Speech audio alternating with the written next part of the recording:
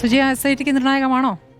SITക്ക് ഈ അന്വേഷണം എങ്ങനെയെങ്കിലും കൃത്യമായ ദിശയിൽ കൊണ്ടുപോയേ പറ്റൂ. കാരണം കോടതിയുടെ ഒരു തിട്ടൂരം ഇങ്ങനെ നിൽക്കുകയാണ്. ആ ഒരു ആരാണ് ആ വലിയ ആൾ എന്നുള്ളതിലേക്ക് എത്തണം. അപ്പോൾ ഈ ഡീമണിയൊന്നുമാണ് വലിയ ആളെന്ന് ഞാൻ കരുതുന്നില്ല. അന്ത പെരിയ ആളിലേക്ക് പോകാനുള്ള ഒരു വഴി ഡീമണി തുറക്കുമോ എന്നുള്ളതാണ് അറിയേണ്ടത്. അപ്പോൾ തമിഴ്നാട് വിട്ട് അധിക ദൂരം SITക്ക് പോകേണ്ടി വരില്ല. തമിഴ്നാട്ടിലൊക്കെ നന്നായിട്ടൊന്ന് കറങ്ങി കഴിഞ്ഞിട്ടുണ്ടെങ്കിൽ ആളിലേക്ക് എത്താനുള്ള എല്ലാ സാധ്യതയുണ്ട് എന്നതാണ് നിലവിലെ അന്വേഷണത്തിൽ നിന്ന് മനസ്സിലാക്കേണ്ടത്. ഇവിടെ ശരിയായ ദിശയിൽ അന്വേഷണം നടക്കുന്നുണ്ടോ എന്നതാണ് SITക്ക് ഇപ്പോൾ ഒരു ആശങ്കയുണ്ടാക്കുന്ന പ്രധാനപ്പെട്ട കാര്യം. അല്ല എങ്കിൽ SIT ഇപ്പോൾ പോകുന്ന വഴിയിൽ നേരത്തെ ജിമ്മി ജെയിംസ് സൂചിപ്പിച്ചതുപോലെ അതിൽ ഒരു കാര്യത്തോട് ഞാൻ വിയോജിക്കുകയാണ്. ഇപ്പോൾ ഇതിൽ നിന്ന് ഒന്നും കിട്ടില്ല അല്ലെങ്കിൽ കഥയാണ് എന്ന് പറയുന്നതിനോട് ഞാൻ യോജിക്കുന്നില്ല. കാരണം കഥയാണ് എന്നതിനോട് ഞാൻ യോജിക്കുന്നില്ല. കാരണം ഡി മണിയുടെ ഒരു സാമ്പത്തിക വളർച്ച അത് കൃത്യമായി മനസ്സിലാക്കിയതിന്റെ അടിസ്ഥാനത്തിൽ തന്നെയാണ് ഇപ്പോൾ ഡി മണിയെ ചോദ്യം ചെയ്തിരിക്കുന്നത്. നമ്മളിപ്പോൾ കാണുന്ന ഈ ഡി മണി ഉണ്ടായിട്ട് ഒരുപാട് വർഷമൊന്നും ആയിട്ടില്ല, 6 വർഷമേ ആയിട്ടുള്ളൂ. അതിനു മുൻപ് ഒരു ഓട്ടോറിക്ഷ ഡ്രൈവർ ആയിരുന്ന ഒരു സാധാരണക്കാരൻ 6 വർഷം കൊണ്ട്, അതായത് ഇവിടെ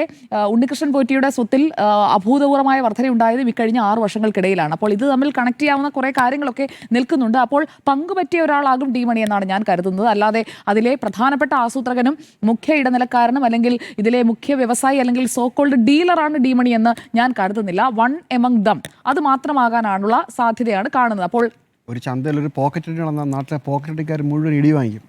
അതുപോലെ ഒരു കഥയാവാൻ സാധ്യതയുണ്ട് എന്നുള്ളതാണ് എന്റെ പോയിന്റ്. ശരി, താങ്കളുടെ വിശ്വാസം താങ്കളെ രക്ഷിക്കട്ടെ. എന്തായാലും SIT ഇപ്പോൾ രമേശ് ചെന്നിത്തല കാണിച്ചു കൊടുത്ത വഴിയിലൂടെയാണല്ലോ ഈ ഡി മണിയിലേക്ക് എത്തി. അതിനു മുൻപ് ഈ ഡി മണി ആര് അല്ലെങ്കിൽ ഇങ്ങനെ ഒരു മണി ഉണ്ടെന്ന് പോലും നമുക്ക് അറിയില്ലായിരുന്നു. അപ്പോൾ വേറെ കാര്യമുണ്ട് സുജയ, അല്ലെങ്കിൽ ഈ രാഷ്ട്രീയ നേതാക്കൾക്കിടയിൽ ഇവിടെ നിന്ന് വട്ടം കറങ്ങിയാൽ മതിയായിരുന്നു.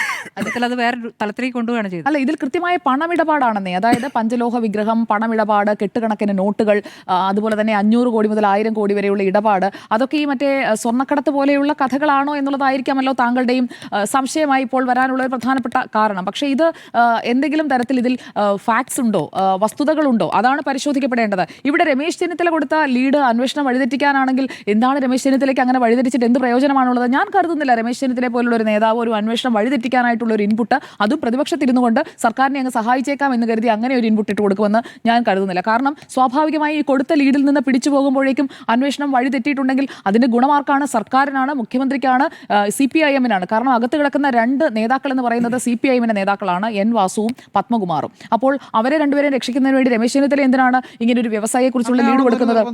നാട്ടിലെ കഥകൾ ഇത്തരം സംഭവങ്ങൾ കഥകളൊക്കെ എപ്പോഴും വരുമല്ലോ.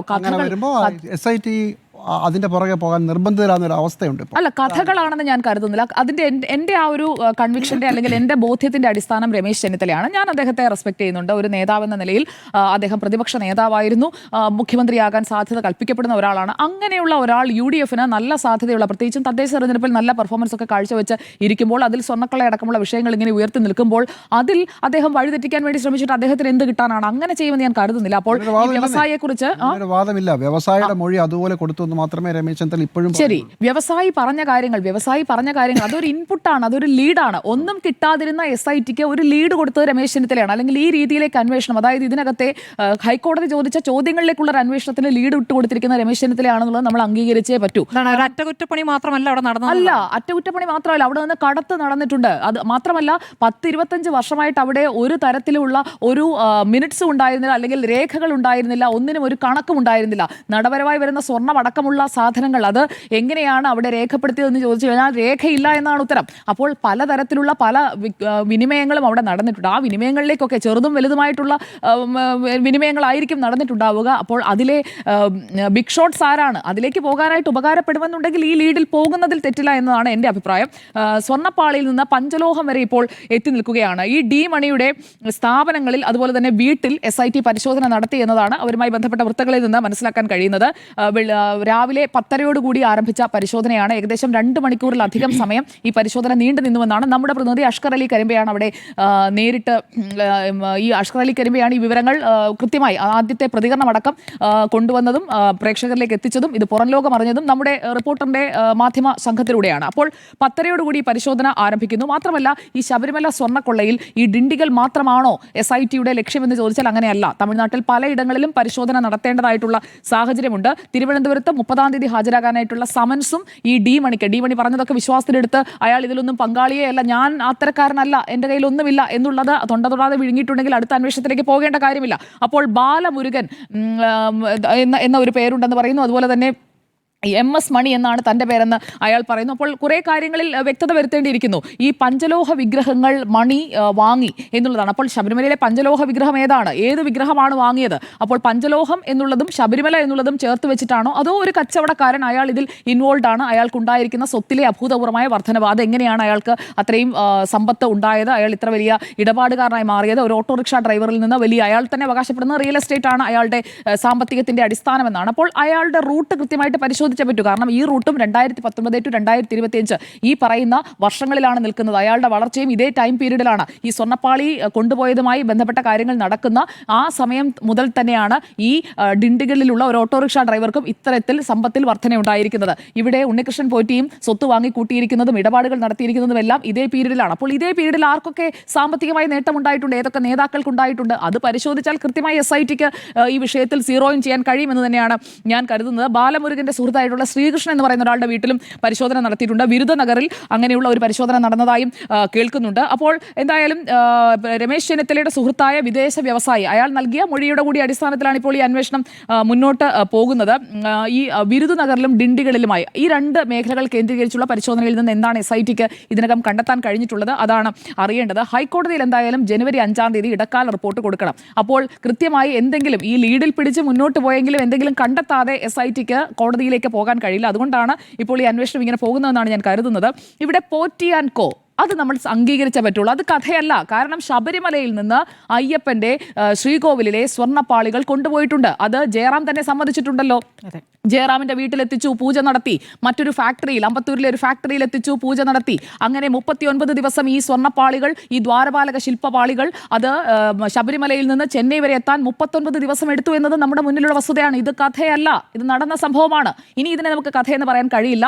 അതുകൊണ്ട് തന്നെ ഇത് നടന്ന കാര്യങ്ങൾ, അതിൽ ഉണ്ടായിരിക്കുന്ന ഇടപാടുകൾ, ഈ 39 ദിവസത്തിനിടയിലുള്ള ഇടപാടുകൾ ഏത് രീതിയിലാണ്, അതൊരു കടത്താണോ നടന്നത്, അതിനുശേഷം ഒറിജിനൽ അങ്ങ് പോവുകയും കടൽ കടന്ന് പോവുകയും ഡ്യൂപ്ലിക്കേറ്റ് തിരിച്ച് ഇവിടെ വരികയും ചെയ്തോ, അത് അറിഞ്ഞേ പറ്റൂ. അത് അറിയാൻ കേരളത്തിലെ എന്ന് മാത്രമല്ല ശബരിമല ക്ഷേത്രവുമായി ബന്ധപ്പെട്ട് അത് വിശ്വസിക്കുന്ന, അയ്യപ്പനെ വിശ്വസിക്കുന്ന എല്ലാവർക്കും കൊടുക്കേണ്ട ഒരു മറുപടിയാണ്. അത് കൊടുത്തേ പറ്റൂ. അതിന് പിന്നാലെ SIT പോയേ പറ്റൂ. ഇത് വിശ്വാസവുമായി ബന്ധപ്പെട്ട പ്രശ്നമാണെന്ന് ഹൈക്കോടതി തന്നെ പറയുന്നുണ്ട്. അതിന്റെ വസ്തുവിന്റെ സ്വർണത്തിന്റെ മൂല്യമല്ല, ഉരുക്കിയെടുത്ത ഗ്രാമിലല്ല അതിന്റെ തൂക്കം നമ്മൾ തിട്ടപ്പെടുത്തേണ്ടത് എന്നുള്ളതാണ് ഈ വിഷയത്തിൽ എൻ്റെ അന്നത്തെയും ഇന്നത്തെ അഭിപ്രായം. അപ്പോൾ ഇതിന് പിന്നിൽ ഒരു അധോലോകം ഉണ്ടെങ്കിൽ, അങ്ങനെ ഒരു അധോലോക ആസൂത്രണം ഉണ്ടെങ്കിൽ, ആസൂത്രണം ഒരു അധോലോകത്തിൻ്റെതാണെങ്കിൽ അത് കണ്ടെത്തണം. ഇപ്പോൾ ഡി മണി എന്ന് പറയുന്നു, ഇനി ഡി കമ്പനിയിലേക്ക് പോകുമോ, എന്താണ് എന്നുള്ള കൃത്യമായ അന്വേഷണത്തിലേക്ക് അത് പോയേ പറ്റൂ. അതിന് പകരം നമ്മൾ കഥയാണ്, ഇതല്ല അന്വേഷിക്കേണ്ടത്, പത്മകുമാറിൽ തന്നെ ചുറ്റിപ്പറ്റി നിൽക്കണം എന്നുള്ള അഭിപ്രായം എനിക്കില്ല. ഇക്കാര്യത്തിൽ കുറ്റം ചെയ്തവർ ആരാണെങ്കിലും, അത് ഏത് രാഷ്ട്രീയ പാർട്ടിയിൽപ്പെട്ട ആളുകളാണെങ്കിലും, രാഷ്ട്രീയ ബന്ധമുണ്ട് എന്നുള്ളത് SIT സംശയിക്കുന്നത് തന്നെയുണ്ട്. ആ അന്വേഷണത്തിലേക്ക് പോകണം. അതേസമയം ഡി മണിയുടെ ഓഫീസിലോ വീട്ടിലോ റെയ്ഡ് നടന്നിട്ടില്ല. നമുക്ക് അങ്ങനത്തെ വാർത്തയില്ല. ശരി, ചോദ്യം മാത്രമേ ഉള്ളൂ. ശരി, എന്തായാലും പരിശോധന നടത്തിയെന്നുള്ളത് SITയുമായി ബന്ധപ്പെട്ട വിവരം തന്നെയാണ്. നമുക്ക് അങ്ങനെ വാർത്തയില്ല, നമ്മൾ അങ്ങനെ റിപ്പോർട്ട് ചെയ്തിട്ടില്ല. ശരി, അത് താങ്കളുടെ കൺവിക്ഷൻ ആയിക്കോട്ടെ. ഞാൻ എനിക്ക് വെച്ചാണ് ഞാൻ പറഞ്ഞത്. നമ്മുടെ അല്ല, ഞാൻ അഷ്കർ അലിയുടെ റിപ്പോർട്ടിനെ വെച്ചിട്ടല്ല ഞാൻ പറഞ്ഞത്.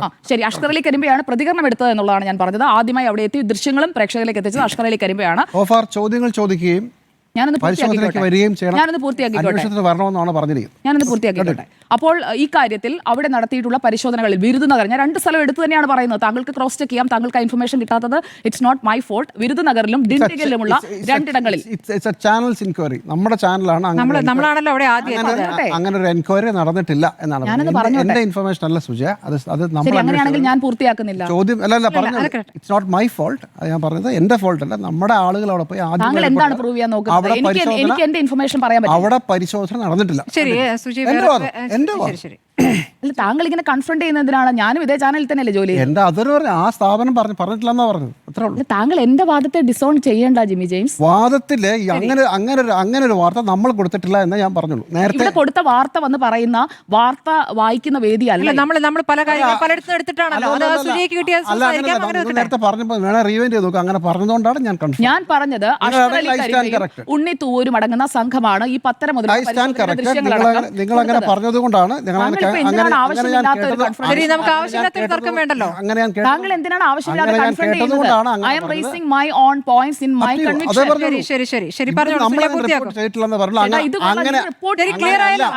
അങ്ങനെയല്ല നിങ്ങൾ റിപ്പോർട്ട് ചെയ്തപ്പോൾ ഞാൻ പിൻവലിച്ചു. ഞാൻ പറഞ്ഞു നിങ്ങൾക്ക് മനസ്സിലായില്ല, വിട്ടു. ഞാൻ പിൻവലിച്ചു. നിങ്ങളുടെ പ്രശ്നം എന്താണ്? ശരി, Rewind സുജയ് ചെയ്ത് പൂർത്തിയാക്കൂ, നോക്കിക്കോളൂ. സുജയ് നിങ്ങൾ അങ്ങനെ പൂർത്തിയാക്കൂ. പറഞ്ഞിട്ടുണ്ട്. സുജയ് പോട്ടെ, പൂർത്തിയാക്കൂ. continue. നിങ്ങളുടെ പ്രശ്നം എന്താണ്? എനിക്ക് Continue. മനസ്സിലാവുന്നില്ല. ജിമ്മി ജെയിംസ് പറഞ്ഞതുപോലെ ഒരു കഥയിലേക്ക്, കഥയാക്കി മാറ്റുന്ന ഒരു കെട്ടുകഥയിലേക്ക് കൊണ്ടുപോകാൻ ഞാൻ ഉദ്ദേശിക്കുന്നില്ല. അതായിരിക്കാം മേ ബി അദ്ദേഹത്തെ പ്രകോപിപ്പിച്ചത്. അപ്പോൾ എന്തായാലും തമിഴ്നാട്ടിൽ നടന്ന പരിശോധന, ആ പരിശോധന എന്ന് പറയുന്നത് അയാളിൽ നിന്ന് വിവരങ്ങൾ തേടുകയും അതോടൊപ്പം തന്നെ അയാൾക്ക് ഏതെങ്കിലും തരത്തിലുള്ള ഇടപാടുകൾ ഉണ്ടോ എന്നതടക്കമുള്ള പരിശോധന തന്നെയാണ് നടന്നത്. അപ്പോൾ SIT ഇത് സംബന്ധിച്ചുള്ള റിപ്പോർട്ടുകൾ കൊടുക്കുമ്പോൾ കോടതിയിൽ അത് ബ്ലാക്ക് ആൻഡ് വൈറ്റിൽ വരുമ്പോൾ അത് വായിച്ച് മനസ്സിലാക്കാൻ അങ്ങേക്കും കഴിയട്ടെ എന്ന് ഞാൻ ആശംസിക്കുകയാണ്. അപ്പോൾ ആസൂത്രണം ഇതിന് പിന്നിൽ നടന്നിട്ടുണ്ട്. ആസൂത്രകരിലേക്ക് എത്തണം. അത് ഏത് രാഷ്ട്രീയ പാർട്ടി ആയാലും, അത് സോണിയാഗാന്ധിയെ കാണാൻ കൊണ്ടുപോയവരായാലും ആ ആളുകളിലേക്ക് തന്നെ ഈ അന്വേഷണം എത്തു തന്നെയാണ് ഞാൻ പ്രതീക്ഷിക്കുന്നത്. അപ്പോൾ SITക്ക് ഇനിയുള്ള ദിവസങ്ങൾ വളരെ നിർണായകമാണ്. ഇന്നിപ്പോൾ 26-ാം തീയതിയായി, ഇനി 9 ദിവസം മാത്രമാണ് മുന്നിലുള്ളത് ഇടക്കാല റിപ്പോർട്ട് സമർപ്പിക്കാൻ. ശരി, SITയെ സംബന്ധിച്ച് വളരെ നിർണായകമായ സമയമാണ് ഇപ്പോൾ കടന്നുകൊണ്ടിരിക്കുന്നത്. 14-ാം തീയതിക്കകം അന്തിമ റിപ്പോർട്ട് നൽകണം. അതിനു മുമ്പ് ഒരു ഇടക്കാല റിപ്പോർട്ട് നൽകാനുണ്ട്. ആ ഇടക്കാല റിപ്പോർട്ടിൽ ഈ പറയുന്ന, അതായത് ഈ ആഴ്ച, വരുന്ന ആഴ്ച ഇടക്കാല റിപ്പോർട്ട് നൽകാനുണ്ട്. അപ്പോൾ ആ ഇടക്കാല റിപ്പോർട്ടിൽ ഡി മണിയുമായി ബന്ധപ്പെട്ട വിവരങ്ങൾ ഉണ്ടാകുമോ എന്നുള്ള